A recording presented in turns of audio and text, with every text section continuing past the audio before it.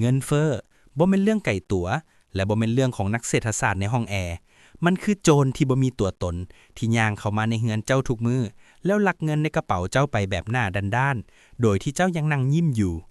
ถ้าเจ้ายังคิดว่าการมีเงินเก็บนอนนิ่งๆในธนาคารคือความมั่นคงเจ้ากำลังเข้าใจผิดอย่างหุนแหงในยุคนี้ไผที่บ่เข้าใจเงินเฟ้อก็คือกับคนที่กำลังแล่นเรือหัวอยู่กลางทะเล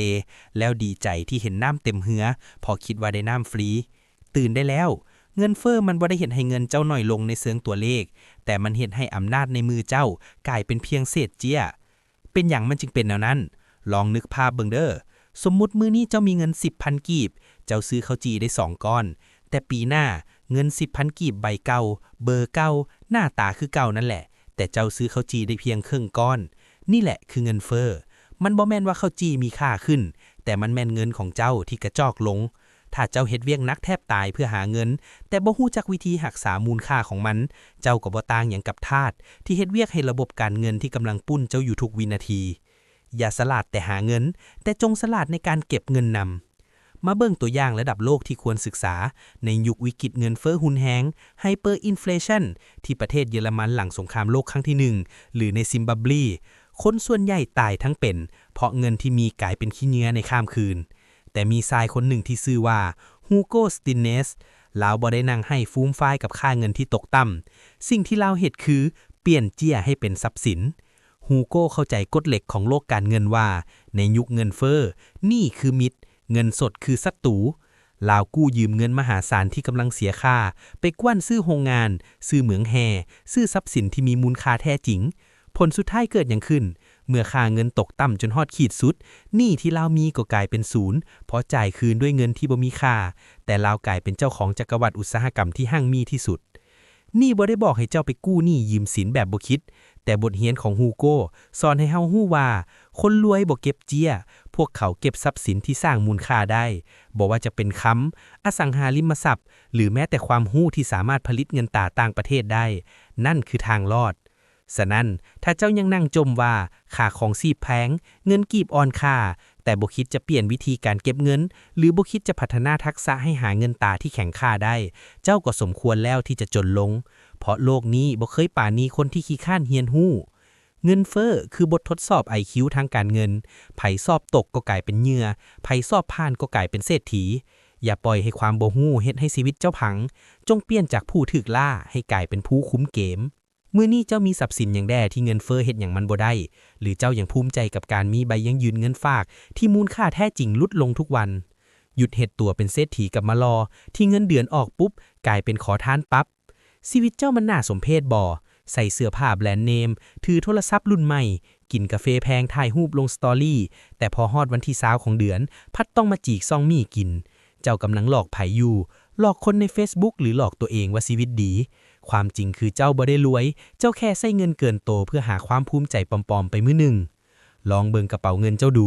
มันคือสุสานเงินตายเงินเดือนออกมาบ่ทันฮอด5นาทีเจ้าก็ประเคนให้คนอื่นแล้วให้ค่าหวยให้ค่าเหล้าให้ค่าเครื่องออนไลน์ที่ซื้อมาเมียนไว้ซื่อๆเจ้าเฮ็ดเวียกงัวตายควายล่ม30วันเพื่อให้รางวัลตัวเอง1มื้อแล้วมานั่งให้กับหนี้สินอีก29มื้อนี่บ่แม่นวิถีชีวิตคนเฮ็ดเวียกนี่มันแม่นค่าทาสยุคใหม่ที่ถูกพันธนาการด้วยบัตร ATM ตื่นได้แล้วโลกนี้บ่มีไผช่วยเจ้าได้ถ้าเจ้าบ่ช่วยตัวเองสูตรบริหารเงินที่คนรวยแท้เขาเฮ็ดแต่คนอยากรวยมักเหมือนคือ 50% ค่ากินค่าอยู่ถ้าค่ากินของเจ้ามันแพงกว่าค่าความรู้เจ้าก็จะโง่และทุกข์คือเก่า 30% ค่าสังคมความยากงานดองงานบุญเครื่องรุ่นใหม่ถ้าบ่มีเงินสดในมืออย่าแสดงการปฏิเสธคนอื่นมันบ่ตายแต่การติดหนี้จนตายมันทรมาน 20% เงินออมหรือไส้หนี้เงินส่วนนี้คือค่าไถ่โตของเจ้าถ้าเจ้าบ่เก็บเจ้าก็ต้องเป็นขี้ข้าเงินไปจนมื้อตายมาเงินเดือน5ล้านกีบตัวเลขนี้ถ้าบริหารบ่เป็นมันคือเงินผ่านมือแต่ถ้าบริหารเป็นมันคือต้นทุนสร้างชีวิตหยุดอ้างว่าเงินเดือนน้อยแล้วมาเบิ่งความจริงที่เจ้าต้องฟาดใส่ตัวเองให้ตื่นด้วยตารางค่าไถ่โตนี้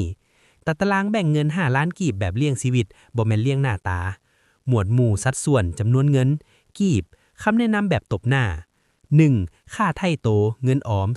20% 1 ล้านกีบห้ามแต่ต้องโอนออกทันทีที่เงินเดือนเข้าถ้าเจ้าเก็บเงิน1ล้านนี้บ่ได้ก็จงยอมรับสภาพการเป็นขี้ข้าเงินไปตลอดชาติ 2. ค่าเลี้ยงชีพสิ่งจำเป็น 50% 2,500,000 กีบค่าน้ำค่าไฟค่ากินค่าเน็ตถ้าอยากกินแนวแพงแล้วเงินส่วนนี้หมดก็จงอดอย่าไปเบิกเงินออมมาแลกกับของกินคาบเดียว 3. ค่ากิเลสความต้องการ 20% 1 ล้านกีบอยากซื้อเครื่องออนไลน์อยากเที่ยวอยากกินเหล้าใส่ได้แค่นี้ถ้าหมดแล้วคือจบอย่าสร้างหนี้มาป่นเปิดกิเลสตัวเอง 4. ค่าสังคมงานถ้ามึงกำลังสร้างตัวอย่าเสือกมีสังคมหลายเพอเงินมึงจะบ่เหลือจะเหลือแต่สังคมกฎเล็กที่เจ้าต้องจำถ้าบ่อยากทุกข์คือเก่าอย่าสร้างภาพถ้าฐานะยังบ่แน่นโทรศัพท์รุ่นใหม่ถ้าต้องผ่อนจนเลือดตาสิออกอย่าหาเฮ็ดมันบ่ได้เฮ็ดให้เจ้าเบิ่งรวยมันเฮ็ดให้เจ้าเบิ่งโง่ในสายตาคนที่มีเงินแท้เงิน1 ล้านกีบที่ออมไว้ให้เอาไปไว้ในบัญชีที่ถอนยากที่สุดเส้นฝากประจำหรือซื้อคำไว้เลยอย่าเอาไว้ในแอปที่กดโอนง่ายๆเพอกิเลสเจ้ามันสูงกว่าสติบันทึกทุกกีบถ้าเจ้าตอบบ่ได้ว่าเงิน 50,000 กีบเมื่อวานนี้จ่ายค่าอย่างไปเจ้ากำลังเสียการควบคุมชีวิตแล้วคนรวยคิดเรื่องการลงทุนคนจนคิดเรื่องการใช้จ่ายเจ้าอยากเป็นคนประเภทใดถ้าอยากเปลี่ยนแปลงแท้ๆมื้ออื่นลองไปเปิดบัญชีเงินฝากประจำแล้วโอน1 ล้านกีบทำอิฐเข้าไปเบิ่งดูถ้าเฮ็ดได้ค่อยจะเชื่อว่าเจ้าเอาแท้อยากให้ค่อยช่วยซี่ช่องทางบ่ว่าเงินออม1 ล้านกีบนั้นเอาไปลงทุนอันใดให้มันงอกเงยดีเชื่อบ่ว่าในโลกนี้มีคนประเภทหนึ่งที่อยากรวยแต่บ่อยากเฮ็ดมือบ่เฮ็ดหยังนอกจากเดินสายหมูปล่อยปลาปล่อยนกปล่อยหอยไว้พระเก้าวัดเพื่อขอให้สิ่งศักดิ์สิทธิ์ประทานความสำเร็จมาให้กูขอบอกตรงๆเลยได้ว่าต่อให้มึงปล่อยป่าจนมดแม่น้ำของหรือปล่อยหอยจนมดหนองกลางก็บ่มีทางสำเร็จได้ถ้ามึงบ่ลงมือเฮ็ดบุญบ่แม่นตู้ ATM ที่มึงจะเอาคำอธิษฐานไปกดแล้วให้เงินไหลออกมาความสำเร็จมันบ่ได้เลือกคนที่ขอเก่งแต่มันเลือกคนที่เฮ็ดจริงเท่านั้นเป็นอย่างค่อยคือเว้าแฮงเพราะกฎของโลกนี้มันง่ายๆคือ Input เท่ากับ Output มึงอยากได้มักม่วงมึงก็ต้องปลูกต้นมักม่วงบ่แม่นไปนั่งกาบใบต้นหญ้าแล้วขอให้มันออกมากเป็นมักม่วงการเฮ็ดบุญมันดีต่อใจแต่มันบ่ได้ช่วยให้มึงมีทักษะเพิ่มขึ้นเทวดาบ่ได้มานั่งเขียนโค้ดให้มึงบ่ได้มาขายเครื่องออนไลน์แทนมึงและบ่ได้มานั่งวางแผนธุรกิจให้มึงคนที่สำเร็จเขาบ่ได้มีเวลาไปนั่งถามหมอดูว่าปีนี้จะรวยบ่แต่เขาเอาเวลานั้นไปถามตัวเองว่ามื้อนี้กูเฮ็ดเวียกนักพอหรือยังถ้าเจ้ายังนอนตื่นสวยแต่อยากได้รายได้เดือนละ20-30 ล้านไปนอนต่อซะมันจะได้รวยในฝันลองเบิ่งเรื่องของโซอิชิโร่ Honda ผู้ก่อตั้ง Honda ที่เฮาขี่กันทุกมื้อนี้ลาวเริ่มต้นจากโลกสร้างซ่อมแปลงรถที่บ้านที่เนื้อตัวเปื้อนน้ำมันทุกมื้อลาวบ่ได้ไปนั่งขอพรให้รถยนต์มันเกิดขึ้นเองได้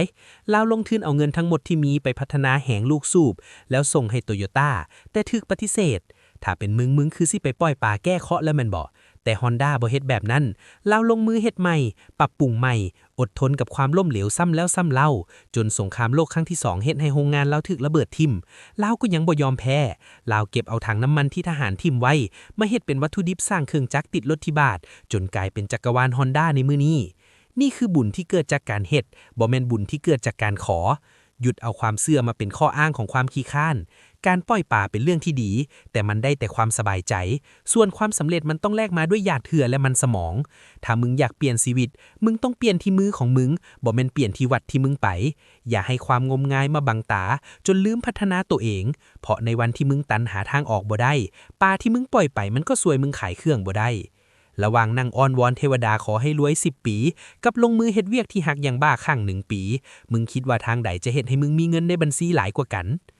พวกเจ้าเคยเห็นคนเก่งระดับโลกแต่ชีวิตพังย้อนเรื่องคนข้างกายบ่ค่อยจะบอกเจ้าว่าการเลือกคู่ชีวิตคือการตัดสินใจทางธุรกิจและการลงทุนที่ใหญ่ที่สุดในชีวิตถ้าเจ้าเลือกถูกมันคือเครื่องจักรมีเทอร์โบที่ยู่เจ้าไปข้างหน้าแต่ถ้าเลือกผิดมันบ่แม่นแต่ยากที่จะสำเร็จแต่มันคือการฆ่าตัวตายทางความฝันแบบผ่อนส่งอย่าเอาชีวิตที่มีค่าของเจ้าไปแลกกับความฮักแบบตาบอดที่ดึงเจ้าลงเหวทุกมือเป็นอย่างการเลือกคู่พิษจึงเห็นให้ชีวิตพังเพราะพลังงานของมนุษย์มีจำกัดถ้าเจ้าต้องออกไปสู้กับโลกภายนอกเพื่อหาเงินสร้างอนาคตแต่กลับมาบ้านแล้วต้องมาสู้รบกับคนในครอบครัวที่บ่เคยเข้าใจขี่หึงแบบบ่มีเหตุผลหรือคอยแต่จมว่าเจ้าเฮ็ดบ่ได้ดอกจะเพ้อฝันไปฮอดใสพลังงานของเจ้าก็จะหมดไปกับการปลอบใจหรือพิษกันจนบ่เหลือสมองไปสร้างสรรค์หยังเลย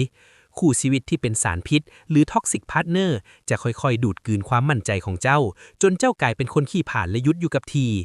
ลองเบิ่งเรื่องของคริสการ์เนอร์สายผู้สร้างตำนาน The Pursuit of Happiness ก่อนที่เราจะกลายเป็นเศรษฐีพันล้าน เราเคยถูกเมียทิ่มในวันที่เราบ่มีหยังเลย เป็นหยังเพราะเมียเราบ่เชื่อในวิสัยทัศน์เห็นแต่ความลำบากอยู่ต่อหน้า แล้วก็ซ้ำเติมด้วยคำเว้าที่บาดใจ ถ้าเรายังทนอยู่กับคนที่ดูถูกความฝันของเราโลกนี้คงบ่มีมหาเศรษฐีที่ชื่อว่าคริสการ์เนอร์ในทางตรงกันข้ามเบิ่งสตีเฟนคิงนักเขียนระดับโลกในวันที่เราท้อแท้จนทิ่มต้นฉบับเรื่องแครี่ลงถังขี้เหงื่อแม่นไผที่เป็นคนไปเก็บมันขึ้นมาแม่นทาบิธาเมียลาวบ่ได้บอกให้เราไปหาเวียกที่มั่นคงกว่าการเขียนปึ๋มแต่นางบอกว่าข่อยเชื่อว่าเจ้าเฮ็ดได้นี่คือความแตกต่างคู่ชีวิตที่ดีบ่แม่นคนที่ย่างตามหลังแต่เป็นคนที่เก็บเศษความฝันของเจ้าขึ้นมาปัดฝุ่นในวันที่เจ้าทิ่มมันไปแล้ว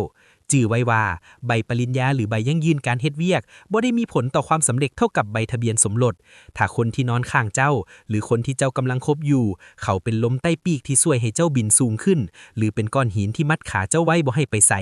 ความสำเร็จที่ยิ่งใหญ่ต้องการฐานทัพที่มั่นคง